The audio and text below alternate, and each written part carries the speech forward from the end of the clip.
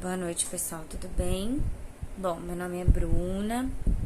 Todos que me conhecem sabem que não é do meu feitio ficar expondo problemas em redes sociais, mas eu senti no coração de compartilhar um fato que aconteceu comigo ontem, né? Ontem eu fui para a reunião, né, de pais do meu filho. E eu entrei na sala, sentei, já haviam outros pais na sala, e a professora começou a reunião, tá?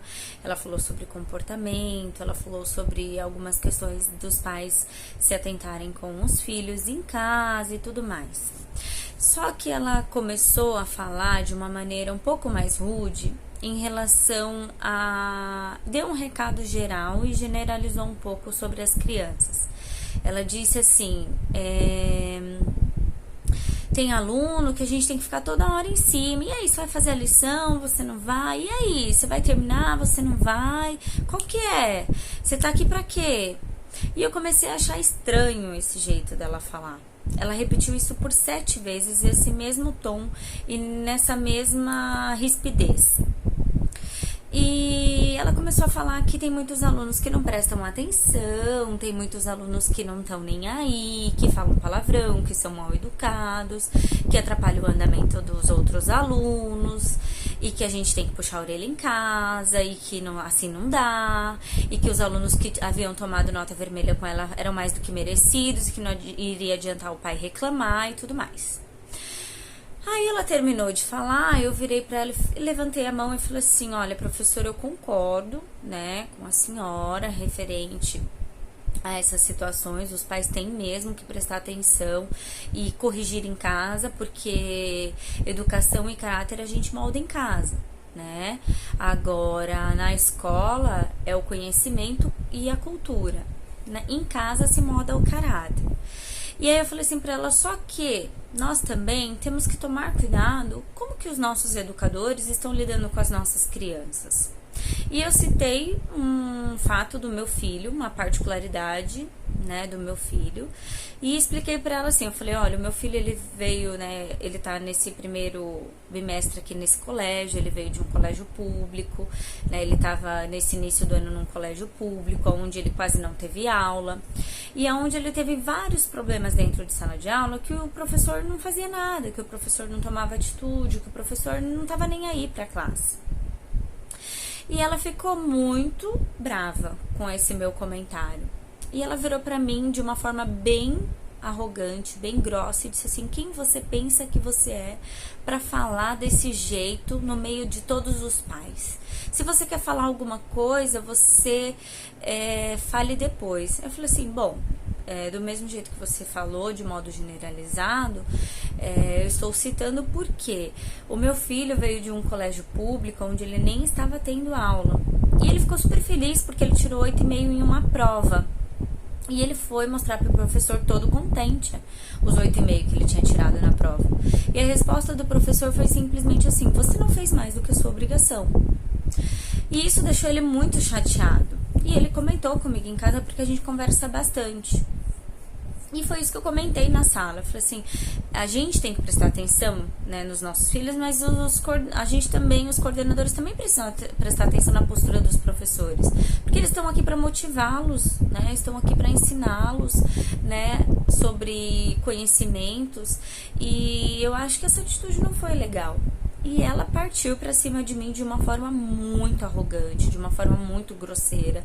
Ela me expôs na frente dos pais. E aí, a partir disso, ela pegou e virou pra mim, qual é o nome do seu filho? Eu falei, Rafael. Ela foi lá, buscou o boletim do Rafael, pegou na mão e falou assim, bom, já que você quer dar recado na frente de todo mundo, também vou dar um recado sobre o seu filho na frente de todo mundo. Porque o seu filho, você sabe quem é o seu filho dentro da sala de aula? Você sabe o que foi o que o seu filho fez aqui na sala de aula? Aí eu falei assim pra ela, não sei te dizer, eu posso te dizer com toda certeza quem é o Rafael dentro da minha casa, agora na sala de aula com certeza eu não tô aqui todos os dias pra ver. Ela falou assim, o seu filho me chamou de vaca. Seu filho me chamou de vaca e coisa de bem pior. Então você tá querendo reclamar o quê? Aí eu falei assim pra ela, bom, eu estou sabendo disso agora. E muito me admira você não ter me advertido sobre isso antes. Eu não recebi um bilhete falando que o Rafael desrespeitou nenhum professor. Eu recebi já bilhete falando que ele não tinha feito a lição de casa. E ele foi advertido por isso. Agora, que ele desrespeitou um professor, eu não recebi nem nada. Ela falou assim, isso já tá virando pessoal, você tá de palhaçada com a minha cara. Porque o seu filho é um mal educado. Porque o seu filho me chamou de vaca. Você entendeu que ele me chamou de vaca? E ela não deixou, e todo mundo dentro da sala ficou estático. E eu falei assim pra ela, eu entendi o que você falou, mas não é esse assunto que está em pauta. Você pode me falar e eu vou advertir ele. Se ele fez isso, ele vai ser advertido. E aí ela veio na minha mesa com o boletim que ela estava na mão e ela colocou na minha mesa e falou assim, o seu filho precisa aprender a respeitar as pessoas. Você entendeu o que eu falei, que ele me chamou de vaca? Ela falou de novo. Quando eu puxei o boletim, eu olhei as notas. Primeiro eu bati o olho nas notas e eu vi que as notas eram todas vermelhas, estavam bem baixas mesmo. E aí quando eu olhei o nome, eu vi que o nome não era do Rafael Nicolete da Rocha, que é o meu filho. Só que a professora ela já tinha se virado para entregar um boletim para uma outra mãe. E eu peguei o boletim, virei para ela e falei assim, professora, este não é o boletim do meu filho. Ou seja, você não estava falando do meu filho. E na hora ela falou, quem é o seu filho? Eu falei, Rafael Nicolete da Rocha. Ela puxou, procurou o boletim dele, pegou o boletim que estava na minha mesa, virou as costas e saiu de perto de mim. E ali ela não abriu mais a boca. E alguns outros 3 pais começaram a falar que realmente o filho relatou a mesma situação que o meu. E ela levantou a voz de novo na sala e falou assim, quem quiser reclamar que espere a reunião acabar e fale comigo. Ou vá procurar o professor com quem o filho tá tendo problema e vai se virar com ele. Eles vão estar lá embaixo a partir de tal horário. Enfim, aquilo na hora, eu não sei te dizer qual foi a sensação que eu tive, mas foi uma mistura de alívio, porque eu, sabe, assim, apesar de eu conhecer o meu filho, me espantou ela ter falado que ele tinha ofendido ela e desrespeitado ela, mas ao mesmo tempo, a hora que eu vi que não era o nome dele, me deu um alívio muito grande, né, porque seria totalmente contraditório a pessoa que eu conheço em casa. Mas ao mesmo tempo me deixou chocada a forma com que ela conduziu aquela situação em sala de aula. E eu coloquei o Rafael nessa escola por confiar na escola, né? No começo do ano eu fiquei desempregada e eu coloquei o meu filho num colégio público que era próximo da minha casa. O Rafael nunca estudou em colégio público, então foi um choque de realidade para ele e eu avisei ele disso. Falei, filho, você vai passar por muita coisa, você vai ver muita coisa, uma realidade de crianças muito diferente da sua. Apesar de que a gente não tem dinheiro, a gente não é rico, Deus me, né? É bem longe da gente ser rico, mas lá as crianças são miseráveis, as crianças passam por situações bem complexas, bem sofridas, né? Traumas. E isso me preocupou de uma forma muito grande. E aí o Rafael sofreu bullying nessa escola. Ele sofreu bullying porque ele era o único branquinho da sala. Ele sofreu bullying porque ele era a única criança que ia com a roupa inteira, não ia com a roupa rasgada. O Rafael, ele foi roubado por 2 vezes na sala de aula. E ele chegou a começar a se cortar, porque os amiguinhos falaram para ele que se ele não se cortasse os braços, ele não ia estar mostrando que ele tem resistência à dor. E para ele ganhar o pessoal da sala, ele tinha que fazer isso. Então, meu filho, ele passou por muitas situações nesse primeiro semestre nesse colégio. E quando eu percebi tudo o que estava acontecendo, eu tirei ele na hora do colégio. Na hora. E foi assim um choque muito grande ver a postura dessa professora, porque eu visitei 6 colégios, né, para decidir então dentro do que eu posso pagar e dentro do que eu estava esperando, né, de encontrar uma forma, né, de educação, qual a metodologia, qual era o ambiente. O Rafael visitou as escolas comigo e me surpreendeu, porque aquele tipo de postura daquela professora não era a escola que eu havia conhecido. E eu desci da sala chorando, eu saí da sala chorando, eu não discuti com ela, né, tipo assim, eu poderia ter levantado e falado assim, então, você não estava falando do meu filho, você estava confundindo meu filho com outra criança, você me humilhou na frente de todo mundo e nem era o meu filho. Mas eu não fiz, eu me calei, mas eu não aguentei, gente, porque eu sou um ser humano e eu comecei a chorar muito. Eu chorava de soluçar. Eu desci as escadas, eu tava tão perdida que eu não sabia onde que era a saída. Uma mãe que desceu logo atrás de mim, ela me conduziu até a porta, ela me ajudou a chegar até a porta, e o meu filho e o meu irmão estavam me esperando na secretaria do colégio. E aí eu já não aguentava mais, né? Eu já tava chorando de soluçar, eu tava totalmente descompensada com a situação. E o meu irmão me perguntou o que aconteceu, e eu não conseguia falar. Quando eu consegui falar, ele virou e pediu, né, pro diretor do colégio nos atender. E aí uma moça da secretaria nos atendeu, levou a gente para uma sala mais reservada e conversou com a gente. E eu falei para ela, olha, existem duas situações aqui. A primeira é que as notas do boletim do Rafael não são ruins. Ele não tá com nenhuma nota vermelha, mas elas estão muito discrepantes das notas das provas, porque de 5 notas maiores do que 8,5, ele só tem 3 notas no boletim com nota 8. E o Rafael fez todos os trabalhos. O único trabalho que ele não fez foi participar, né, na feira cultural, no dia, estar presente, porque nós estávamos viajando. E antes de viajar, nós comunicamos à escola. Eu fiz uma carta de próprio punho. Eu apresentei as passagens aéreas de que nós estaríamos viajando. Uma viagem que já havia sido comprada antes do Rafael entrar nessa escola. Então, eu conversei, procurei todos os meios e a coordenadora me afirmou e me garantiu que depois que acabassem as provas, ela daria um trabalho para complementar a presença dele da feira. Isso não aconteceu. As notas do Rafael reduziram 3 pontos percentuais na média. E aí a segunda questão foi a postura dessa professora, porque eu fiquei pensando se eu, como mãe adulta, no meio de todos aqueles pais, fui humilhada. Eu fui humilhada, gente, vocês não têm noção da forma como ela falou, do jeito como ela tratou a situação. E eu nem estava citando o nome de professor, eu não citei nem a matéria nem o nome, eu citei a postura de desmotivar uma criança.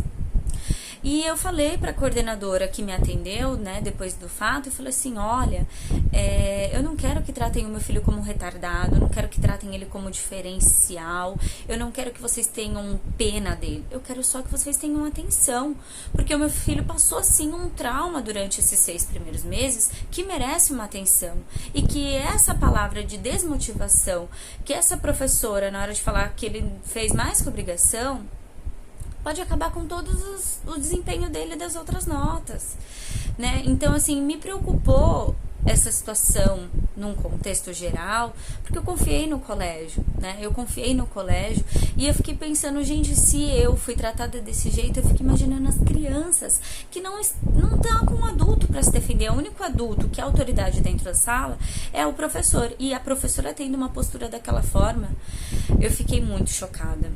E de verdade eu fiquei muito desestabilizada.